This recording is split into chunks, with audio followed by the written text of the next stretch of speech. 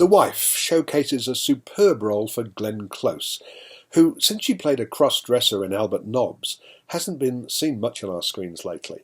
Several of her recent films don't appear to have made it to Australia, and one that did, the Agatha Christie mystery Crooked House, was withheld from reviewers by its distributor, despite the fact that it proved to be rather better than might have been expected. So it's almost as though Glenn Close deserves to be welcomed back after a long absence, and with a meaty and multi-layered role that gives her every opportunity to remind us of her considerable talents as an actor. Based on the 2003 novel by Meg Wolitzer, The Wife seems at first to be more about the husband. He is Joe Castleman, Jonathan Pryce, an American novelist awarded the Nobel Prize for Literature. The year is 1992, and the announcement is naturally a cause for celebration by the Castlemans, their family and friends. The couple have 2 children, Susanna, Alex Wilton Regan, who is pregnant, and David, Max Irons, the son of actor Jeremy Irons. David has ambitions to follow in his father's footsteps and has written his first novel, which has received praise from his mother, Joan, that's Glenn Close of course, but has been met with indifference by Joe. But has Joe even bothered to read it? Joe is a totally self-centered egoist. Everything revolves around him.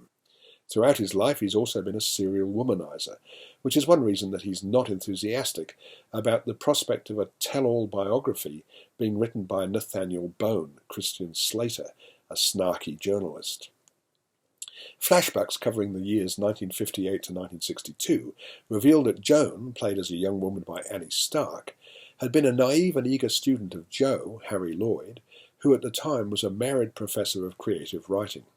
Given the man's character, it's interesting that his second marriage to Joan has lasted as long as it has. The Castlemans fly first class to Stockholm to prepare for the awards ceremony.